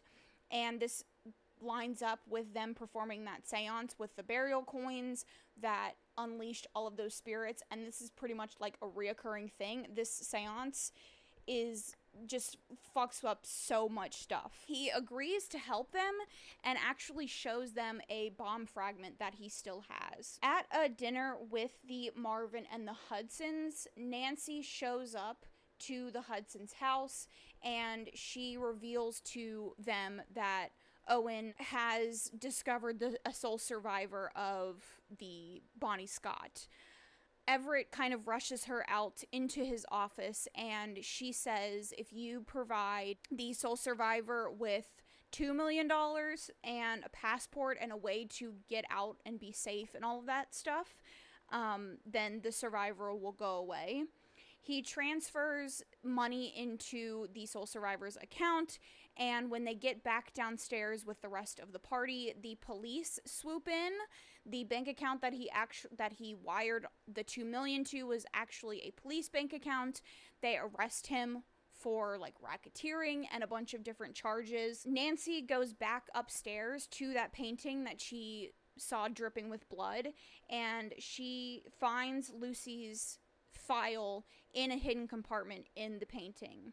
Nancy and Owen have their first kiss, and she continues to deny him a date. Miss Hudson tells Ryan that Mr. Hudson will eventually be pushed out, and Ryan reveals the antique urn, and that if she doesn't let him start running the Hudson business, that it will come out that the Hudsons still have this cargo, this incriminating cargo. The party to save the claw, Dawn tells George that the place has been bid on and that she's going to give the claw to whoever the bid is, no matter the cost. Nick tells George that he's actually the one that's buying the claw, and he gives half of the restaurant to her to be paid back over time. Nancy reads the transcripts between her mom and Lucy, and it kind of implicates her mom. Nancy meets with Lucy's brother, Josh, who had the charm that they used for the coin seance, and he tells Nancy that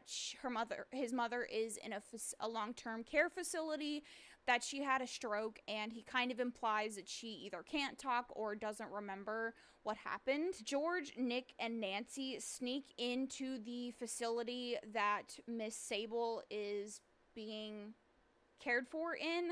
They call it a sanitarium. That's not the best word for it, but that's what I'll call it because that's what it's called in the show. They sneak in through the sewer, and the facility is the wing that they sneak into is completely like decrepit and moldy and abandoned, and they break through into the rest of the sanitarium, and they leave these like sealed, warded doors just wide open. Nancy sneaks into the records room for Mrs. Sable's document. The security systems mysteriously go down, I'm assuming from Lucy, and George distracts security. Nancy finds Mrs. Sable's file, and Nick steals visitors' passes and notices that the mold is spreading throughout the hospital.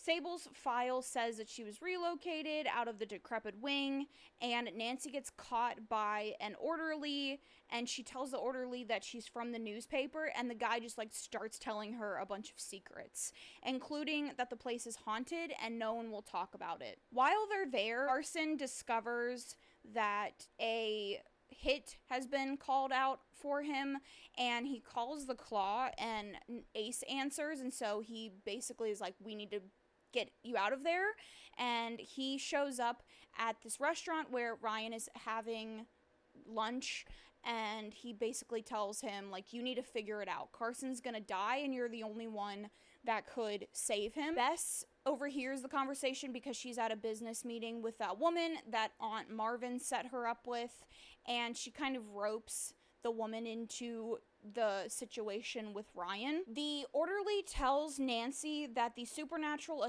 attacks started with bugs and cold rooms and mold. They brought a priest in who blessed the East Wing, and he sealed it off, and it started after the seance they did with the coins. Carson gets transferred out of the prison, and Ace ends up being the driver of the transport van, and Carson finds out that Ace hacked into the prison system and drafted the transfer. They go back to the Drew house, and the police show up, and like this whole hostage investigation sparks, where they demand the footage from the prison showing that Carson was actually about to be murdered in the hallway, but it turns out that the person that was going to kill him knows about the blind spots, and the footage doesn't really prove anything. Bess convinces Ryan to save Carson and basically says she'll owe him a favor. Ryan gives Ace a link to a voice memo of the hit being ordered on Carson. Ryan's mom finds out of his involvement and threatens him. Nancy finds Mrs. Sable's room, and she seems to be displaced in time, possibly from dementia or something along those lines. She tells Nancy about an event from 1999.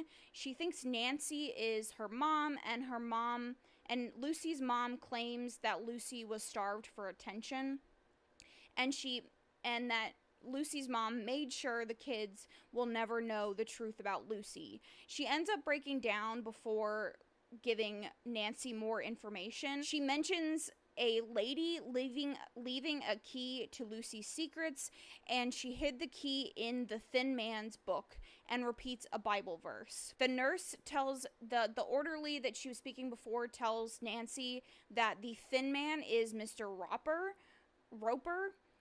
Before the building was the sanitarium, it was the home where an entire family was murdered.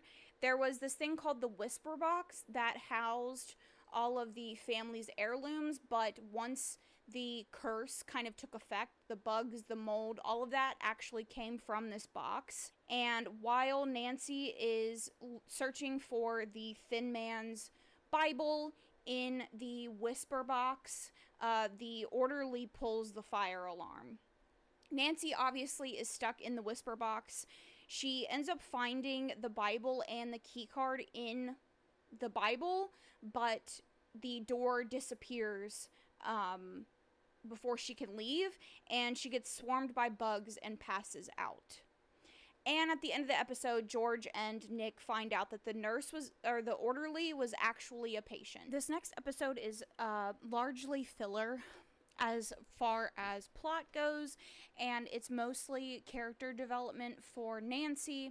I will say that this show does filler better and worse than other shows that I've seen. Mostly the filler focuses on character development for the character, specifically Nancy, but they're very obviously filler episodes, and it can be a little bit frustrating, but they're still fun.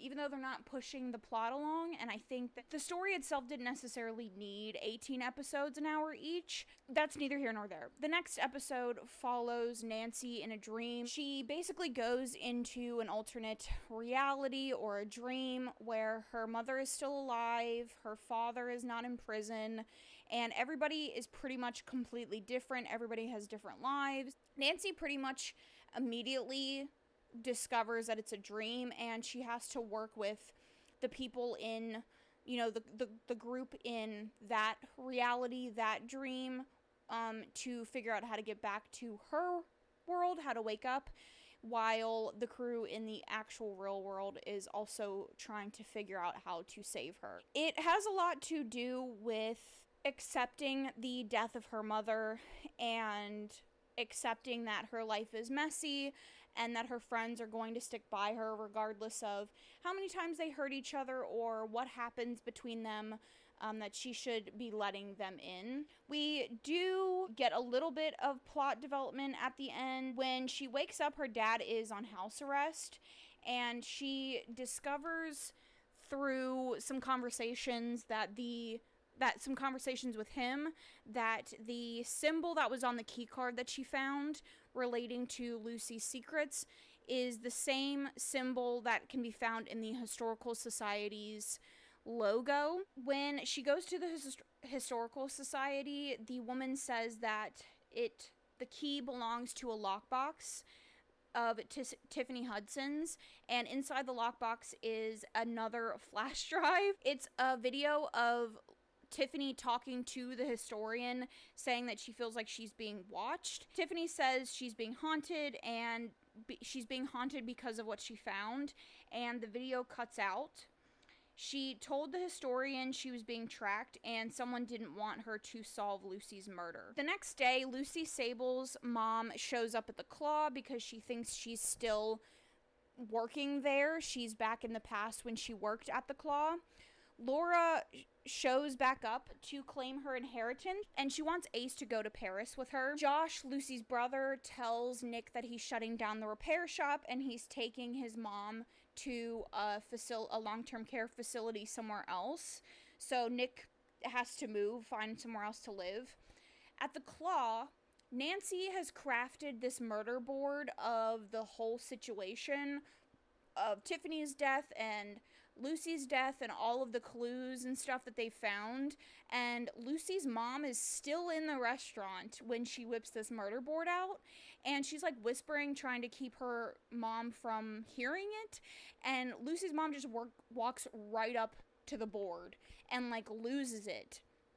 She reads about her daughter being dead, and her mom says someone caught her in the water and that's where she'll always be.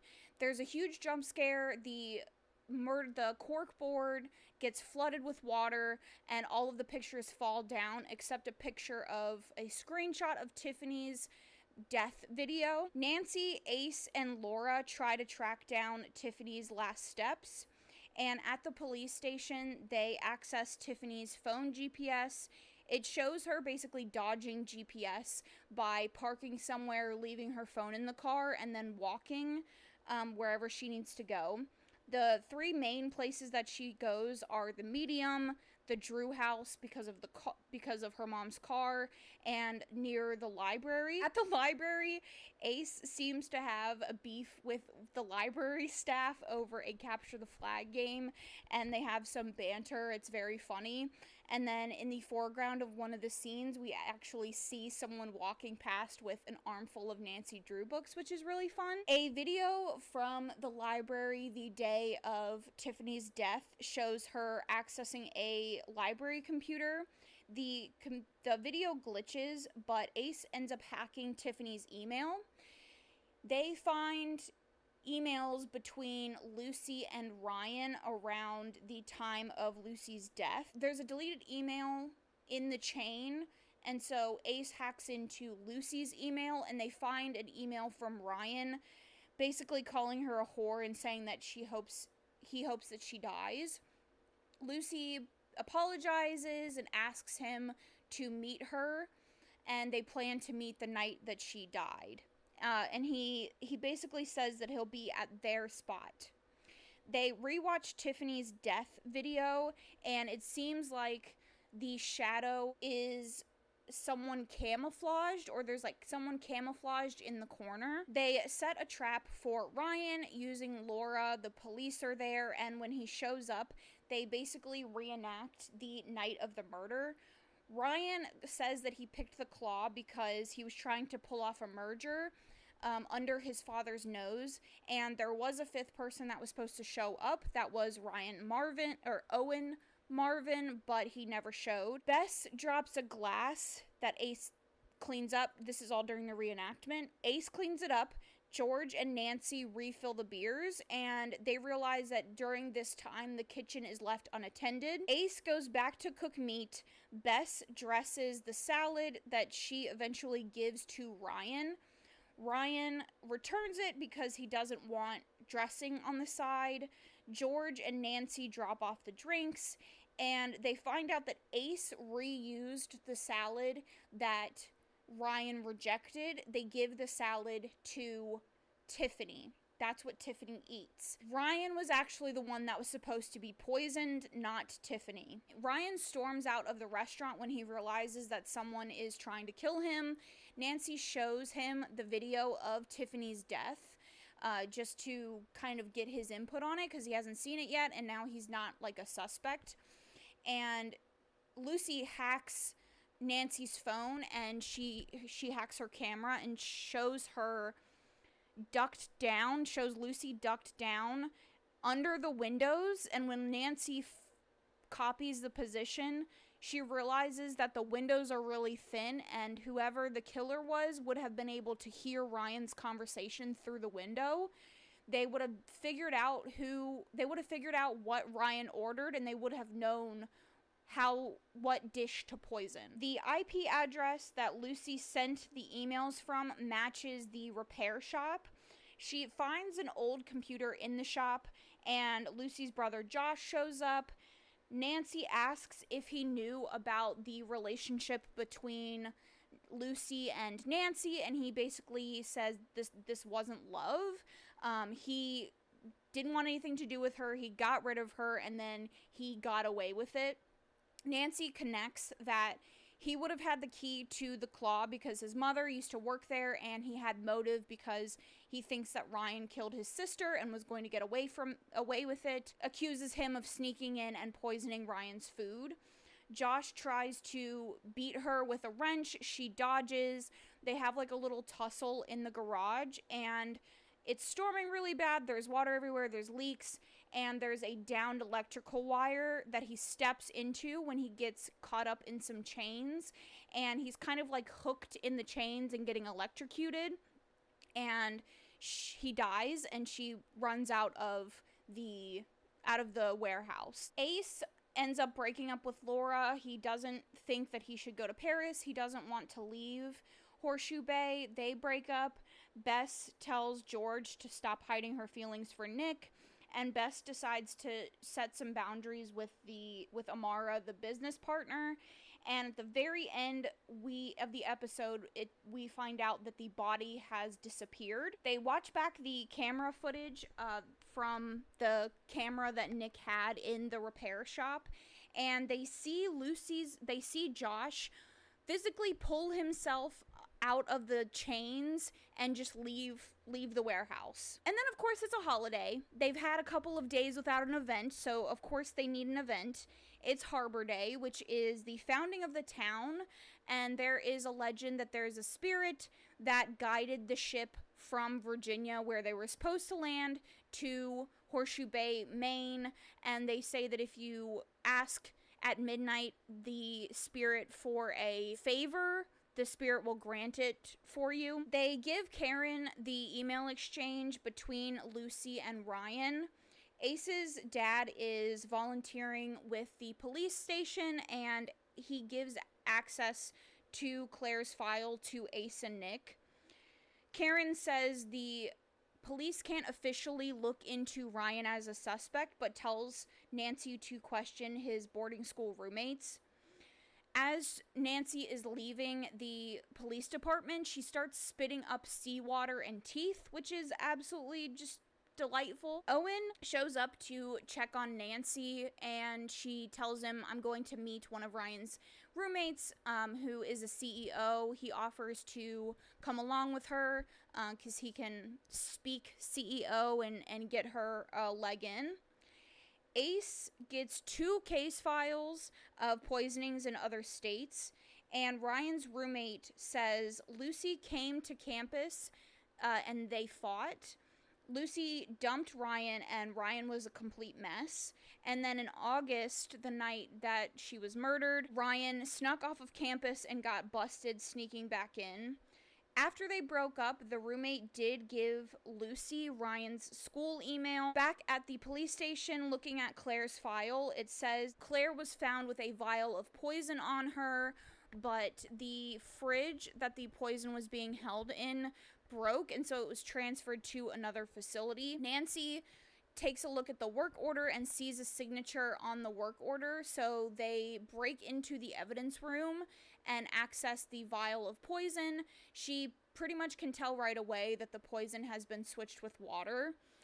Karen catches them in the evidence room, and Nancy accuses her of being the one that supplied Josh the poison. She figures out that Karen replaced the poison with water. Karen tries to arrest Nancy for the breaking and entering, and as she's being arrested, Ace shoots back the vial of water and proves that it's not actually poison. Karen tells Nancy that the reason that she supplied the poison was because she wanted to get justice for Lucy's killer, and she knew that Ryan Hudson was untouchable, and so this was the best way that she thought it could happen. She ends up getting arrested, and she gets replaced with another cop on the case. One of the most irritating things about this show, and one of the biggest plot holes in my opinion for this show, is the use of visions and the conveniences that the show uses to get Nancy from point A to point B.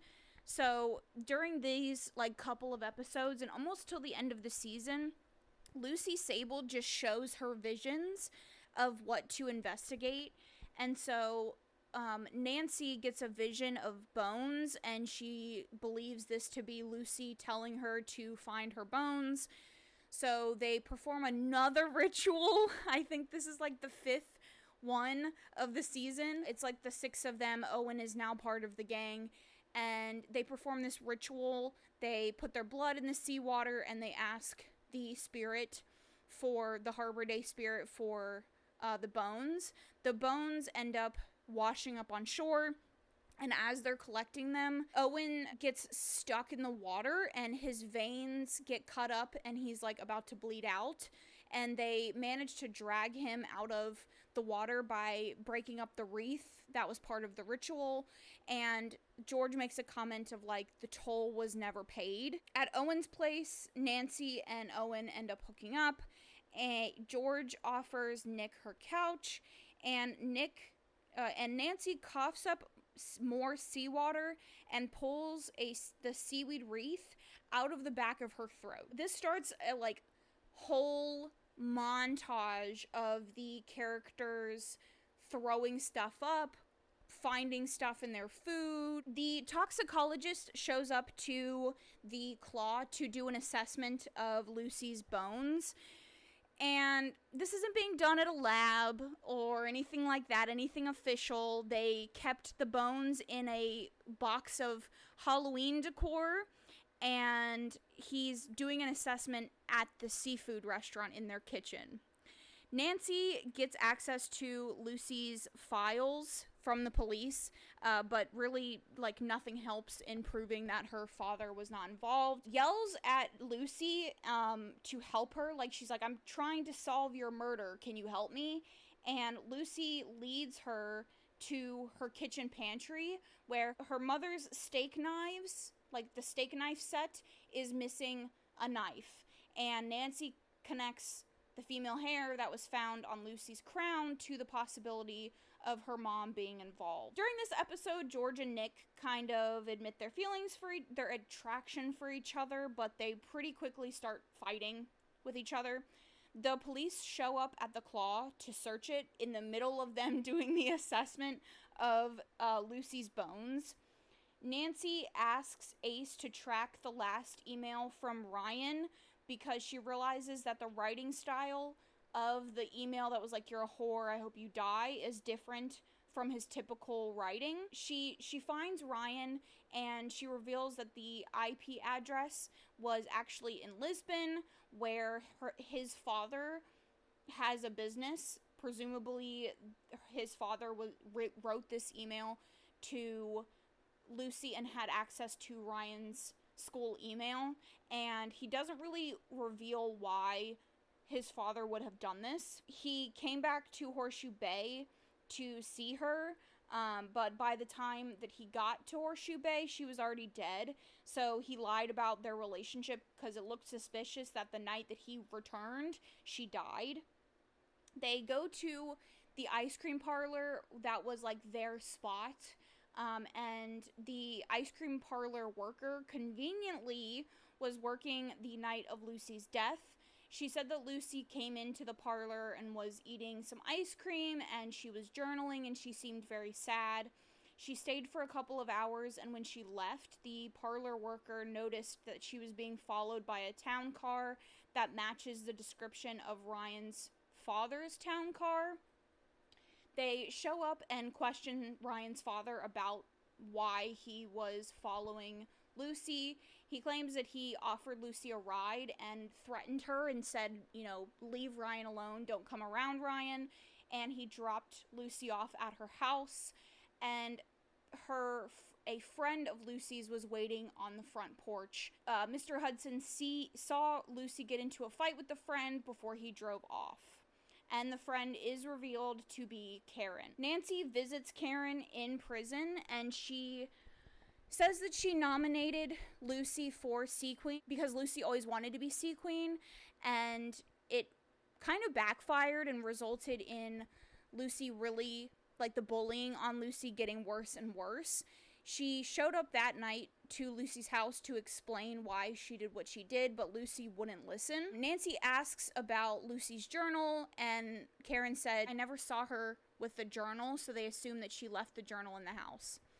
Ryan and Nancy go to the abandoned Sable household, and Lucy is like throwing a fit. She's attacking them. She really doesn't want them in the house. They do some digging. They rip the wallpaper off of the wall and find sort of the same writing that Nancy saw on her attic wall in the first couple of episodes, and they find a hole in the wall containing Lucy's journal. It is the day of Carson's evidentiary hearing, and Nancy gets on the stand and reads directly from Lucy's journal.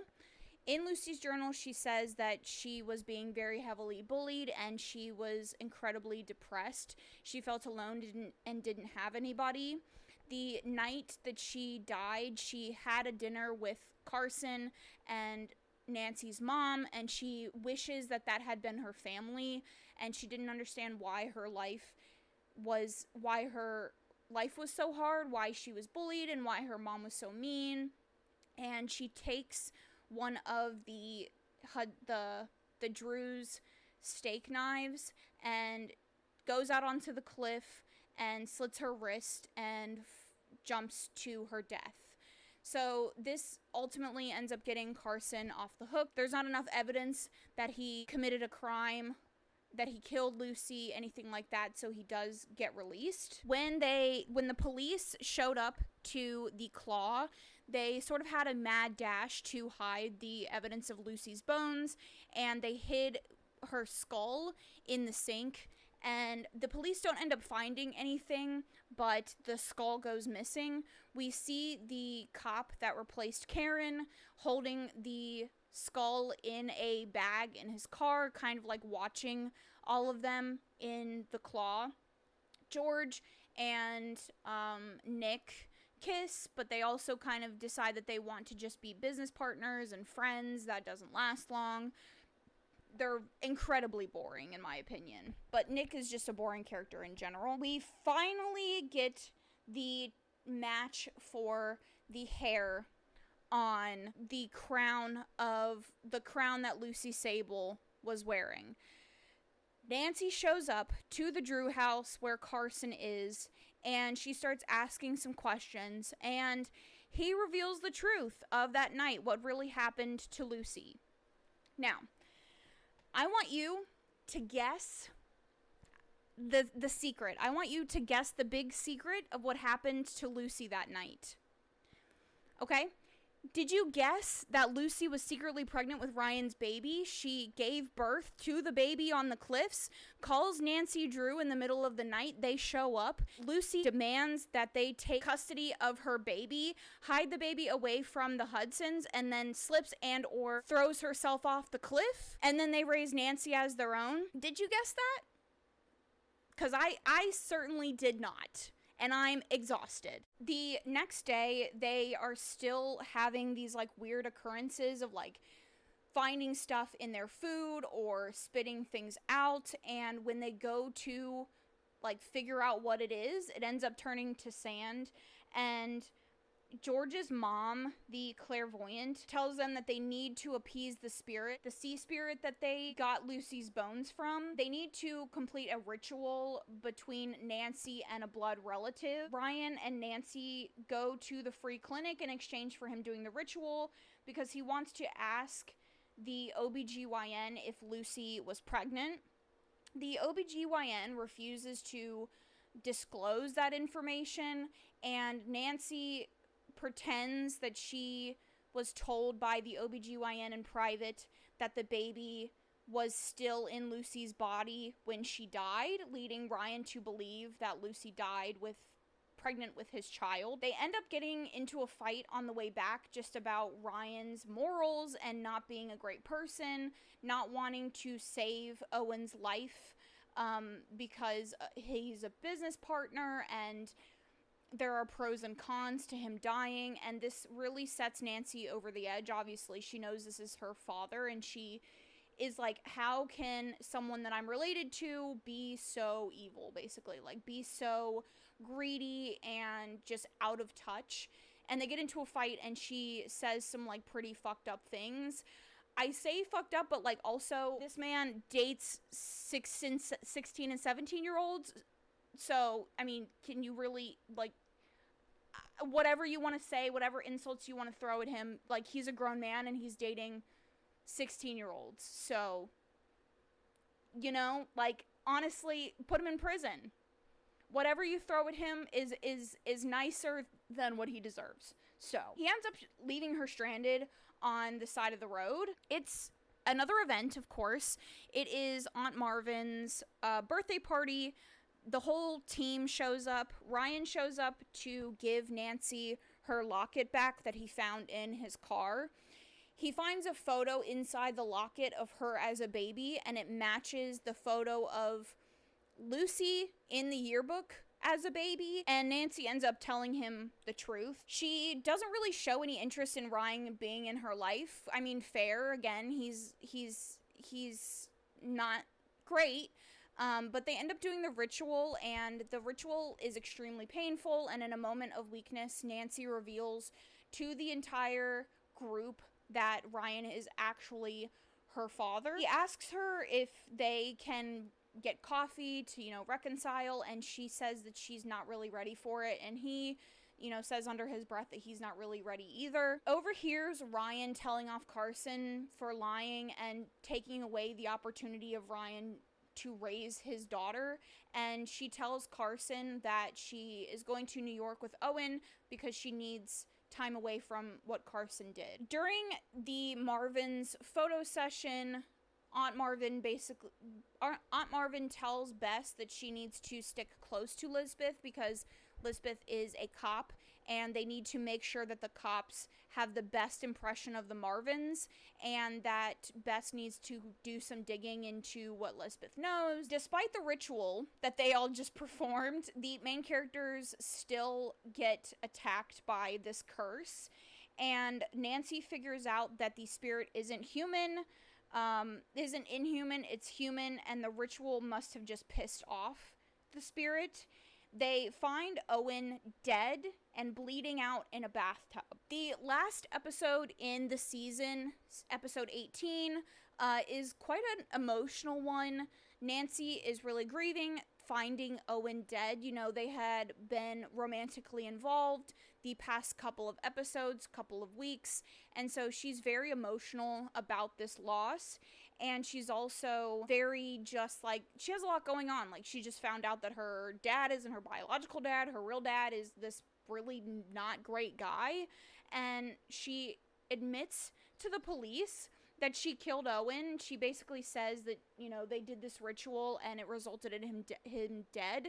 But she admits to the police that she's involved in his murder and then just storms out, and the police do absolutely nothing. They perform another seance to talk to Owen. Everything gets done through rituals and seances in this show. It's absolutely crazy. I personally have never in my 27 years performed a ritual or a seance, and these people are doing it every other business day. It's crazy. During the seance, the room gets absolutely destroyed, and the sea spirit interrupts. The sea spirit very clearly does not want them to have contact with Owen. Nick, Bess, and George go to Owen's memorial situation at the Marvin house, and Aunt Marvin again pushes Bess to spy on the police. The historian at the Historical Society tells Nancy and Ace that all of the stories of the sea spirit say that she takes the souls all at once. So the fact that she didn't take the souls of all of the other group members at the same time that she took Owen's sort of implies that it's not actually the sea spirit, so it must be someone that killed Owen for revenge. George and Nick are on the rocks already. They're already fighting. Ace and Nancy have a couple of very sweet moments where he extends a shoulder to cry on because she is, grieving and going through this tough situation. At Owen's apartment, Nancy finds a handprint on the window. The police discover that it is incredibly fresh, and Lisbeth confirms that DNA samples were found underneath Owen's nails, and prints were found on Owen's phone. George confronts Ryan about taking advantage of her when she was 17. He tries to apologize and basically says, oh, I made a mistake, and he blames his messy life, and she basically says, you're not the victim here. I was a kid, and you took advantage of me, and you made me believe that this is how relationships work, and this is, really fucked me up. Has it out with him. He kind of just sits there and takes it. He tries to, push the blame off, but ultimately she calls him on his bullshit and he leaves. Ace accesses Owen's phone records and it shows that a wrong code was answered multiple times around the time of his death. And there's like substances from like a motorboat things found on his phone. Nancy thinks that she's actually the one being the one being watched, and they kind of assume that it's Josh, Lucy's charm that Lucy gave Josh, missing from her car. So they go to the long-term care facility that Mrs. Sable is currently living at. Nancy tells Mrs. Sable that she's her grandchild, and they have another very sweet moment together. Miss Sable reveals that Josh has been living in the nursing home, and Nancy goes to investigate upstairs on the roof, and she finds evidence of someone living in a storage closet and finds the charm necklace. She runs into Josh as she's leaving, and he admits he killed Owen. He didn't want to kill Owen. He was trying to use Owen to bait her into a confrontation, and he wouldn't. She tells him, "I'm your niece. I am Lucy Sable's daughter," and he doesn't believe it.